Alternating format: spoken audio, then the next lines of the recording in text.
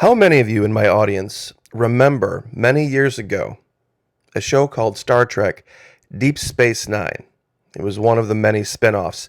To my mind, it was probably the best spin-off because it was very dark and very real compared to the main story arc of Star Trek, which was very bright and hopeful of the future and how everybody got along and there was no need for money and all this crap. Star Trek Deep Space Nine told the story of the human condition in a way that not many succeeded at. There were things that were disturbing in Star Trek Deep Space Nine, but they were real, and it's had a cult following for quite some time. In today's video, I would like to share a little tidbit from this show. Now, I know it's a TV show, but there was always some truth in every single episode, and something has been expressed here on this platform on YouTube by a couple of different channels that I think is instructive as to how we can handle things going into the future. I'm sure there's a lot of people out there with financial worries, with all sorts of angst about the future and what's going to happen to this country.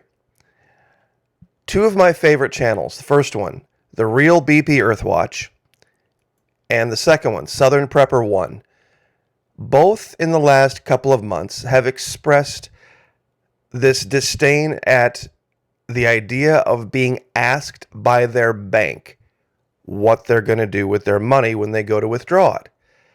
Now, Southern Prepper 1, it's his most recent video. The title is, "My Bank Tried Hard to Hinder My Withdrawal of Money from My Account."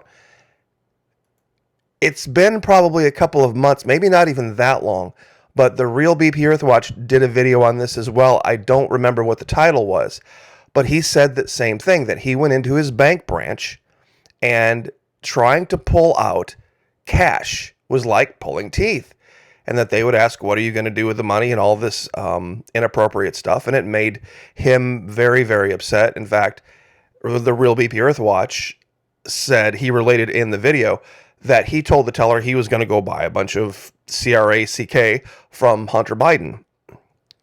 So I thought that was kind of funny. But with Southern Prepper 1, he was pulling out a little bit more money, and they put him through the ringer. He did a 6 minute, 44-second video on this yesterday. Now, I agree with both of them. They both had a reason to be very upset. But I think an opportunity has presented itself that may have not been quite apparent, pardon me, through the emotion of the event. And it has to do with Star Trek Deep Space Nine. There was a race of beings called the Ferengi, right here in the center with the big ears and the big forehead. The idea of the Ferengi was this. It was a race of beings that centered their entire life around the acquisition of profit. And they had whole books written about the best ways to handle all sorts of different business situations. In fact, there's a book you can buy called The Ferengi Rules of Acquisition. I believe there's 285 or 287, something like that. Rules of Acquisition. How to always come out on the better end of a deal. Now, this particular character, Quark, ran a bar named Quark's Bar, of course, on the station Deep Space Nine. And it was something out of mid-90s Vegas. There were what they called Dabo wheels, which were basically just the make-believe Star Trek version of roulette. And they served food and they served booze. And of course, everything was watered down. The price was marked up. But they always had these girls walking around wearing almost next to nothing. They called them Dabo girls. Now, this was and this was on broadcast TV. I know, can you imagine now in the new woke culture doing this? The idea was this. It's a subtle idea that he knew most of his business base, most of his customer base was men. And that they would pay more for things based on atmosphere. Meaning, let's use the beer and chicken wings example. If we want to go to Costco or we want to go to the grocery store or wherever and pick up some beer and some wings, and bring them home, cook them, put the beer in the fridge, wait, and then eat the beer and chicken wings at home, that's the most economical way to do it. So why do men pay what they charge at Hooters for beer and chicken wings? You got to drive there. You got to waste the gas to get there. Because there's been an expression of a desire for atmosphere, meaning that subconsciously or consciously, men have said, we are willing to pay more for atmosphere, this kind of ethereal, not real thing. We're willing to pay more for atmosphere. Okay? Star Trek, rules of acquisition, rule number 85. Never let your enemy know what you're thinking. Now, I'm sure a lot of you are like, okay, what does this have to do with the bank and not giving out more money? In both cases, with BP Earthwatch and with Southern Prepper One, the bank manager, the one that said, what are you going to do with the money? Is this for payroll? Especially in the case of Southern Prepper One, he was pulling out, and he admits this, he pulls out $9,400. They're asking him, was it for payroll? Can we give you a cashier's check? Is your money going to be safe? All these questions. Every one of the questions was an expression of a desire for a certain outcome. And that expression of that desire could have been turned back on the bank manager. Simply put, he didn't want the physical cash to leave his bank. But he would have been fine, and even Southern Prepper One says this. Had Southern Prepper One just taken his debit card and went out and did $9,400 worth of transactions, the bank manager would have had no problem with that. It wasn't about the total sum leaving his bank. It was about the physical cash leaving his bank. That's the key. There was a difference between, in the bank manager's mind, a difference between a digital dollar and a physical dollar. The bank manager expressed more of a desire to possess a physical dollar than simply a digital dollar in the account of Southern Prepper One. He expressed a desire for a certain outcome. I keep saying this over and over again. See, that's why places like Hooters and Tilted Kilt and all these places, and of course, why they thrive and they flourish. Because the place down the road that serves the same plate of chicken wings and serves the same cold beer has to charge less for it. Why? Lack of atmosphere. Now, real simple. If it were me and a bank manager put me through this rigmarole and they said, we want you to keep your physical cash in our bank, and made my life ridiculous, I would say, okay, what's it worth to you? Because to me, if I take the $9,400 in the case of Southern Prepper One here, and I go buy $9,400 worth of goods, I get $9,400 worth of goods. If I take my debit card and I go buy $9,400 worth of goods, I get $9,400 worth of goods. To me, it's the same thing. But apparently to you, Mr. Bank Manager, it's not the same thing. Apparently, there is some reason you want, and make no mistake, the reason doesn't matter here. There's some reason you want this other outcome. You want me to go transact digitally as opposed to in real cash, in hard cash. So in this particular case, you're communicating to me, Mr. Bank Manager, you're communicating to me that a dollar hard cash is worth more to you than a dollar digital on your screen in my account. If that's the case, here's the new deal. I'll transact digitally for you. I'll leave my hard cash dollars in your bank. But here's what's going to happen. You're going to start paying me 10% interest monthly on my average daily balance. for my checking account. And if I bring any cash into this bank and deposit it, I'm going to get a 15% digital bonus. Meaning if I bring you $100 in cash and put it in my account, you're going to credit me digitally $115.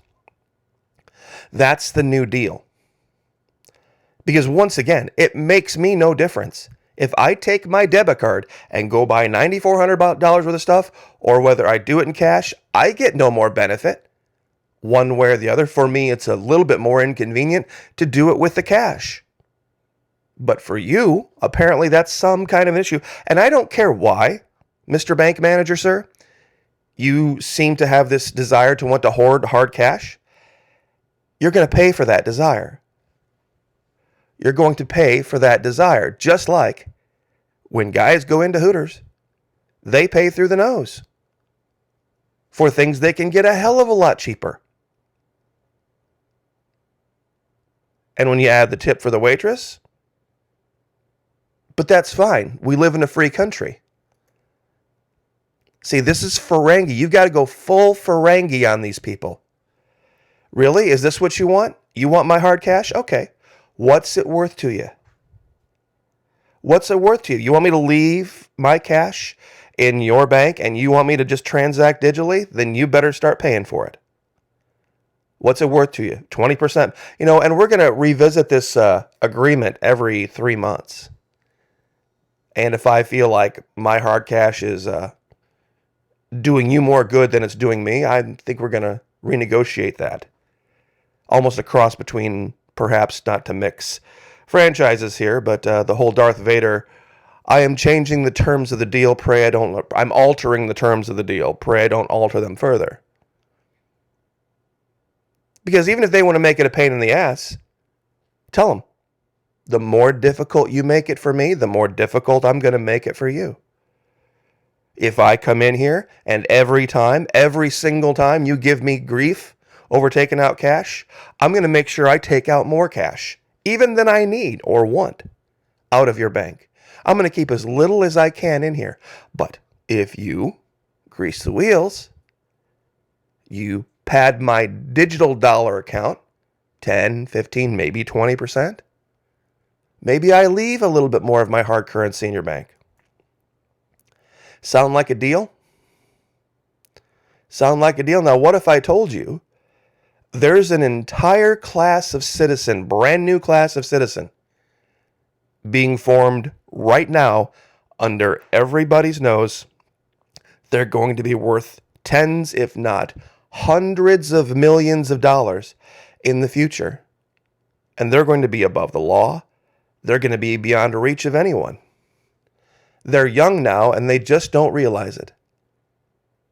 I'm sure everybody heard of the whole OnlyFans, Fansly, Patreon even does some of it, Instagram, Twitter. These young, very pretty girls who are saying, yeah, I look pretty sitting on this table like this. Would you like to see me in less? What's it worth to you? Is it worth $1? And they have the reach of the entire internet, billions and billions of people. And they are making millions, tens of millions a month simply by asking the question, what's it worth to you? And they're doing it from the safety of their own homes.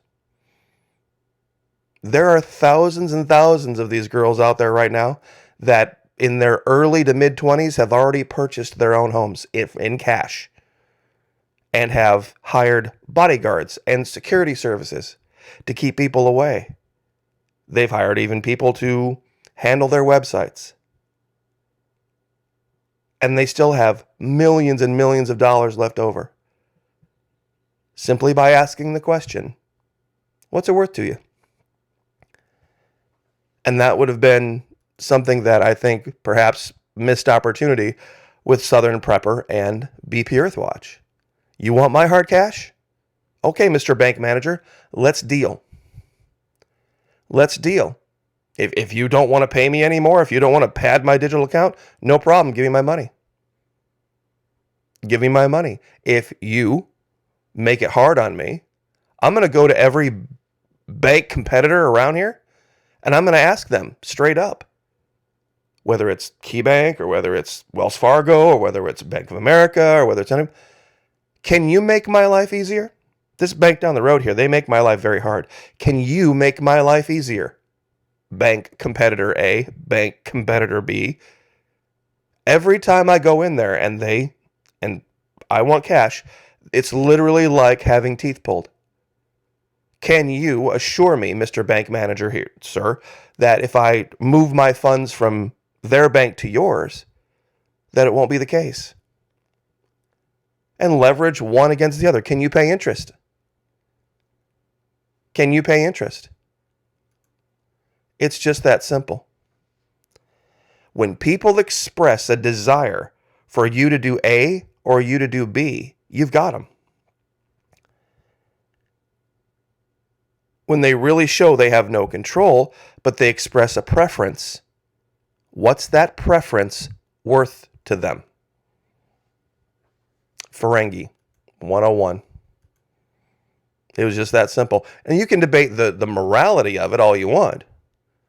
But if they're going to play the game, play it right back. I'll leave it there. Happy Sunday. God bless. Like, share, subscribe. We'll see you guys next time.